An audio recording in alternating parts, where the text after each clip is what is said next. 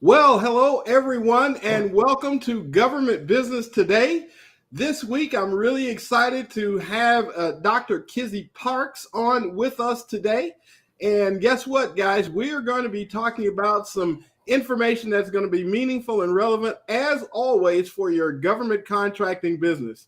As you guys know, normally my co-host, Robert Lendrim, would be joining us here today, but he is a late scratch this morning. And so, guess what? We're going to go on and do this without him. So I want you to know that I did tease Robert. For those of you who are regular listeners, I teased Robert about missing Dr. Parks. And so we're going to make sure that Kizzy and I punish him by missing this information. So guys, as always, each week we come to you live to bring you tools, tips, strategies, and resources to help you grow your government contracting business.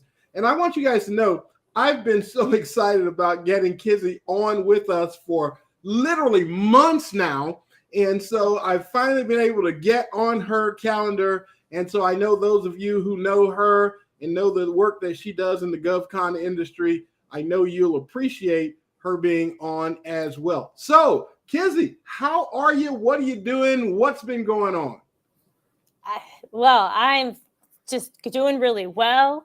I'm so happy to be here today. And, there's nothing like government contracting. So it's one of the most recession-proof industries. So now is the best time to even talk more about it. Well, what's interesting is so many people, and I don't know about you because, you're sort of, obviously the industry subject matter expert that you are. But a lot of times I get questions about with people saying, well, with all the supply chain stuff going on, is government contracting still a good opportunity? And why should I go through it? Because it seems like a hassle. What would you tell somebody who feels that way? Erv, that's such a great question. What I would tell you is it's just invisible barriers. Yes, there may be a supply chain issue. Does that mean that a government agency is no longer making a purchase? No. It just means that they're probably open and understanding to the fact that it may take longer to get the product or longer for you to install that HVAC system. They're very understanding. They're very well aware of what's going on and out there in industry. No, that's fantastic. So, and that's absolutely true. I know I've certainly found that to be the case. Certainly we work a little bit more with people who are in the supply chain as far as commercial products and that sort of thing. But what's interesting is I'm finding that the contracting officers have literally come out, even when they issue a PO, right? They used to have these sort of hard and fast dates on there. And now they're saying, notify us about availability, which is kind of interesting. I've never seen that really in the supply chain before. Because on the service side, it works a little differently. Of course, obviously, there's a bit more flexibility and so on. No, that's really, really great. So I want to kind of jump into our questions because I want to hear the backstory, Kizzy, on how did you get into government contracting? Yeah, it was this situation where I was working at Patrick Space Force. They were Patrick Air Force at the time. And I was walking in cubicle land. So I was walking down the hall. And out of nowhere, the director of research, Dr. McDonald, he was like, hey, Kizzy, I heard you're graduating soon. And at that time, I was a graduate research fellow. And I was like, just shocked that he even knew who I was. It was just kind of this like lowly intern, And so he's like, oh, we want to keep you on as a subcontractor. I had no idea what that meant. I knew that there were military members from, my family serving in the military and from that location. I knew there were government employees. I didn't really know this government contractor, subcontractor thing. I had no idea what that meant. And so he's like, how much is it going to cost me? And I was thinking, like, I'm negotiating money in this hallway in these cubicles. Like, nothing prepared me for this. And I was just like horrible at negotiating then. And I just threw out this number based on what I knew my friends were making with a comparable degree. And then he kind of leaned in and he was like, yes, I'm going to connect you to everyone and, you'll start immediately. And I was just like, what the heck did I just do? Like, what just happened? And that's how I started out as a subcontractor to a very strong small business. And when I started out, I decided, I got to really understand the government space. I need to understand business, and I need to really grow as a person because I was in graduate school when this all happened. And I started out as a sole proprietor. I took well over 10 years to learn everything that I know now. Because when I started out, it was me. I did everything. I was working in the business, on the business, learning about the business, learning all the jargon. I had no idea what an RFP meant or accounts payable or an invoice, or I had no clue. And so, thankfully, that learning really paid off because my flagship company has been awarded well over $50 million in federal government contracts. And we pivoted throughout the years from the initial start into diversity and inclusion to now go into staffing, IT, into other professional services. We're eventually going to get involved a little bit into construction due to an upcoming kind of mentor protege that my flagship company is working on. And so that's just how it started, is that a door opened and I ran with it. And I learned along the way. It didn't matter what was going on in the economy because this was right around 07, 08. And I never looked at any of these things as an obstacle. I just looked at them as an opportunity. So I got to ask, because what you've described to me is like in-flight, in-combat training, right? Yes. And I got to ask you the question, what made you feel like you could do this having no previous experience? What gave you the courage really to just kind of plow on through, knowing that you were kind of going to have to learn on the fly? I just knew. Like, I since I was a little girl, I always knew I was going to get a PhD, and I always knew I was going to be an entrepreneur. Yeah. So in my mind, the most important piece was delivering the thing. Yeah. And the thing was often data oriented or training, or so I knew that. I was like, that's easy. So if I can at least deliver, I've made them happy to the point where they wanted to subcontract me. And then I started picking up other clients. So it wasn't as if I just received the subcontract, just went about my way, and that was it. I ran into other agencies who were like, oh, we want what you're offering. Could you please speak to Army Reserve? Or, hey, could you come to Fort Belvoir for Women's Observance Month and speak to everyone there, including leadership? So I knew that the product was solid. I just had to figure out all of these other areas that were completely foreign to me. It was really like learning a completely new language that it really was. Yeah, well, I appreciate that, because the reason I asked the question is because I run into people who are frankly scared to death, right? And they're intimidated so much so to the point that they literally won't even with guidance, right? It's like, we'll say, hey, do this step, and then they won't do it. And it's like, well, come on, you can't keep doing what you've always done and get where you say you want to go. And so I was just curious to ask the question, and what gave you the courage to just, forge ahead, even though you didn't know everything at the time? Of course, obviously you're an expert now. I want to also ask about this. So you started talking about generating these opportunities. Mhm. You started to sort of attract opportunities, if you will. And I'm curious to know, what were you doing? Were you like networking? Were you sending out capability briefs everywhere? Were you, sending out carrier pigeons? I mean, what were you doing to start getting yourself in front of those opportunities? So initially, I went to everything, Ah, any type of anything connected to my client, to Patrick Air Force Base at the time. It didn't matter where it was.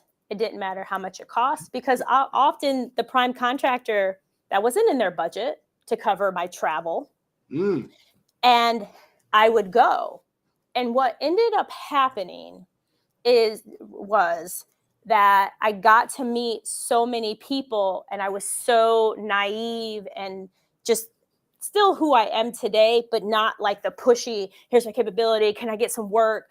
I didn't come across that way. It decreased all of those walls.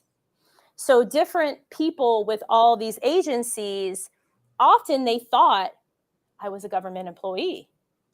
yeah, They thought I worked at Patrick Air Force Base at yeah. Diomi. And then I immediately corrected them. I said, no, I never have been a government employee. I never worked for Patrick. I'm a contractor. And then they were like, oh, really? Oh, okay. Then, okay, that we can make this work.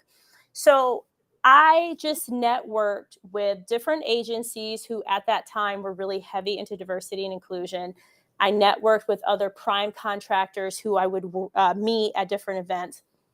And then lastly, I also made sure that I was connected to the diversity and inclusion space. I ended up publishing a book. I would have articles out there so that I could always back up and present myself as an expert. And I would add a bonus thing that I did.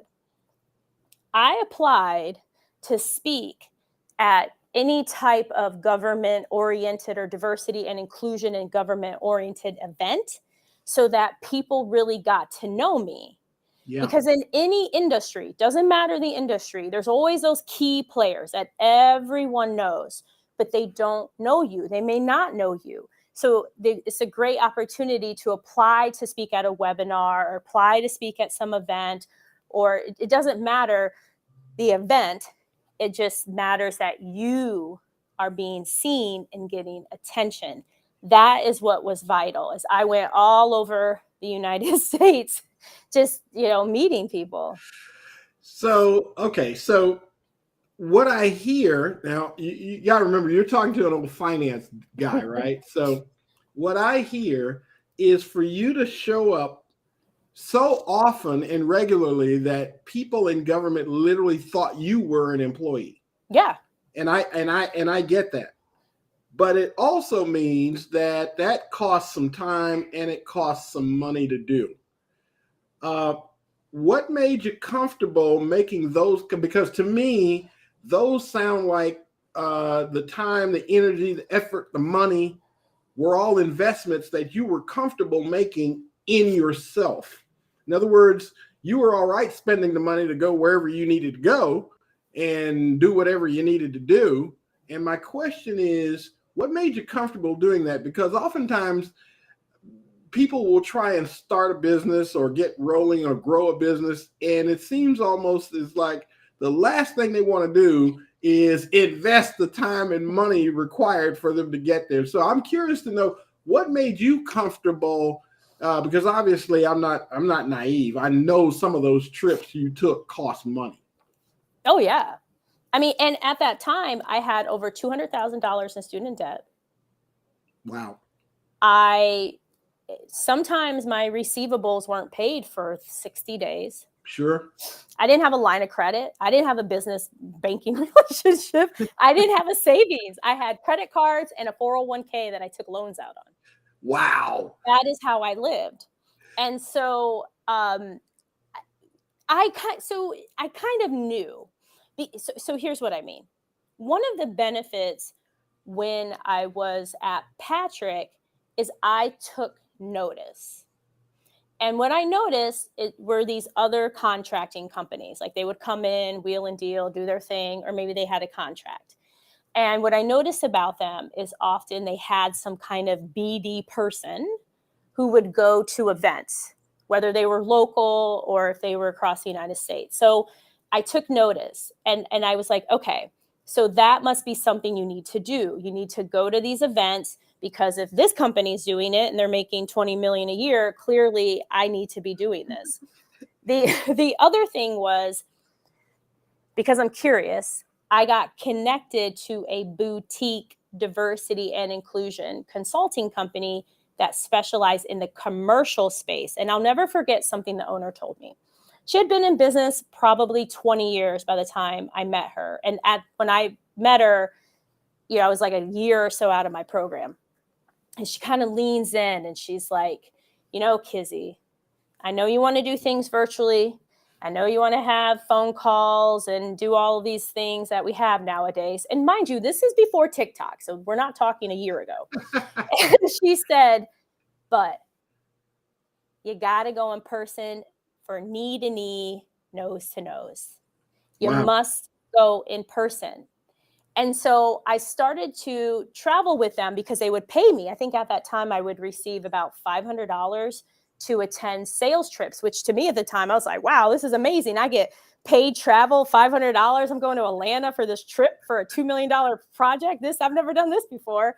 And so while I'm going through this, I'm learning. I'm seeing the benefit of going in person. I'm seeing the benefit of attending an event. I'm seeing the benefit of, rinse and repeat. And so that's why I made the investment, because I knew when I stepped into this space, I did not continue as a sole proprietor. I did not establish a partnership. I established an S corporation. Mm-hmm. And I did that because I wanted to come across larger than life, not as some little bitty small business. We use that term often in the federal government, and it meant strong small business. That's how I looked at it. So that's why I was able to go into all these areas. So you know what, Kizzy, you did literally a lot of things right. Obviously, I mean, I know. Okay, so what we're talking about here is $50 million ago. So, but my point is that getting yourself structured business wise, critical step that you made there to move away from DBA. Because now, once you're a registered company, now it allows you to diversify into all kinds of other opportunities and kind of have a holding company or a mothership company that sort of umbrellas all of that. And I certainly get that. Having said that, do you think that government contracting is for everybody? Yeah, okay. So the part of me, because on my YouTube channel, please subscribe if you're into YouTube, Kizzy Parks, I always end every video with everything is possible. I firmly believe everything is possible. I firmly believe that. So when it comes to government contracting, yeah, it's definitely for everyone, but there's a however, comma. So after the however, comma, it's then based on you as the person. I come across many who I mentor who are maybe interested in mentoring with me. And here's kind of what I find. You have people who have that desire. It's kind of like weight loss, right? Where you're like, oh man, I want to get fit. I want a 6-pack. I want to go to the gym, but I'm not going to do it till 1 January. We're going to start it out right. I still got 5 more months and then I'm going to be ready, and chances are you may not have success, right? And the same is for government contracting. They see it. Oh, I could have this life I've always wanted to live. I could have freedom and more time with my family, or I could homeschool. I could take these trips. This is great. But first I got to go on vacation and I have my job and, we just had a baby and, oh, wait a minute, I'm moving, or wait a minute, I can't understand your Instagram voice note. So there's, and I get it, not everyone is meant to be an entrepreneur or meant to have a side hustle. But for those of you who are like, listen, I'm all in, then you go all in. You go all in with the same energy as you go all in with that thing you go all in. You can get cigarettes all the time. Okay. You have no problem watching Netflix or Disney Plus all day long. So how is this any different? It's about that motivation, that fire, that grit. And if you're that kind of person where you're like, listen, by any means necessary, you're going to do it. And I know this because there's a woman I'm coaching. She has 6 children and a grandchild. She just was paid by the Navy, they pay for her travel, to go for a site visit at Guantanamo Bay. And not once has she ever said, I can't do this because. Never. Never. Right. And so it's about you and what you want to do. So if this is a space that you're like, listen, I'm ready to go into it, you can go into it. If you're like, I kind of want to wait, then cool, then kind of wait. You know, maybe there's other opportunities for you. Maybe you 1099, which is very common. Whatever the background is, graphic design, training, IT, meaning you provide support to a company who's in government contracting. Maybe you work as an employee for a government contracting company, or work as an employee for the federal government. Because the one thing, and I don't think this is advertised enough, the federal government, they offer retirement. Yeah. You know, they have a pension. And it's like one of the very few options out in this amazing country where you can work and get a pension. So It's like, there's nothing wrong with that either, because at the end of the day, regardless if you're in uniform or you're a government employee or you're a contractor or a sub, we're all focused on the same mission. Yeah. And that is what's connected to that client. Yeah. That's fantastic. And I first of all, I just love your energy. Obviously, I know everybody does. That's why I've been so excited to get you on our show here. Now, let me ask you this. So we've been talking about GovCon. We've been talking about those advantages and all that, but I cannot let you go. To be fair, all right, what are some of the cons of being in government contracting? What are some of those things? Okay, first and foremost, there's always a scammer. Yeah. Like, I mean, to the point, like as soon as you register in sam.gov, you'll get these emails. And often they'll say something like, we can help you get government contracts, or we can help you get on this GSA schedule. There's always this kind of like, oh, we're here to help you. No, they're not. They're there for you to pay them for potential help, but that the service or the thing that they're offering you, you don't need, right? Yeah. So that's one of the cons, is there's a lot of these pop-ups, gimme, as well as potential teaming partners or people that you think, oh my gosh, they have this website, they have this experience and they want to work with me. Oh my gosh, this is great. And they're probably going to scam you because you don't realize that you need a non-disclosure agreement, you need a teaming agreement, you need to have a clear understanding of the breakdown of the work, you need to know how you're going to get paid, when you're going to get paid, how much you're going to get paid. And these are often questions that people are like, well, they told me. Yeah, they're going to scam you. Yeah. Period. So you got to watch out. And I'm glad we're talking about that, Kizzy, because I run across that a lot. As you know, I'm in finance, right? What our company does is we finance contracts. And one of the things that I find is oftentimes because of those scammers, right?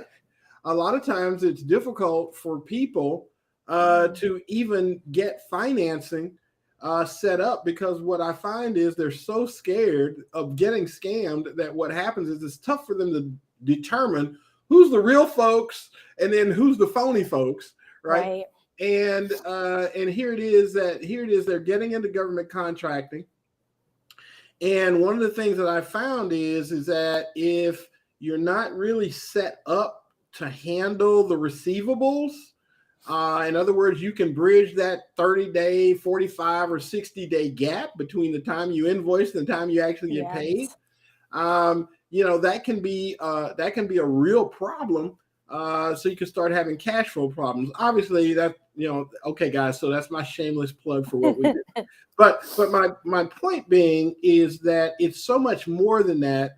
I think that you've done as far as helping people get in front of the real people who are really the professionals in the GovCon space. And then that's why I've been excited about having you on, is because you're the real person.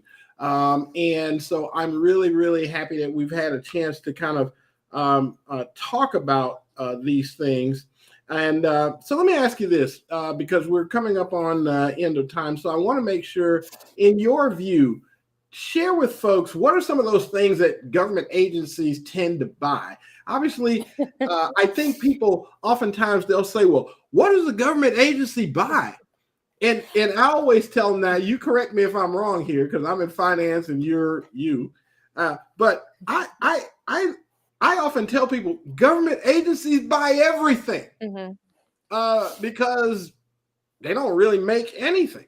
So, Right. So I don't know. Am I wrong to say that? Or No, you're position that? Erv, you're spot on. There are some top areas that they spend a bulk of their budgets on, such as construction and facility management, IT, medical, professional services, which includes staffing, training, things of that nature. Those are just big buckets. The thing about the federal government is you got to kind of put yourself in their place, right? You got to really get into their mind. And especially for those of you who are watching where maybe you have a military background or connection to the government, but especially military background. Think of a base or a post. You have stores, you have a barbershop, gas station, sometimes a hotel, sometimes a golf course, depending, Air Force. You have, somebody has to clean the buildings. Somebody has to take care of motor pool. Somebody got to wash the cars. Somebody got to take care of barracks.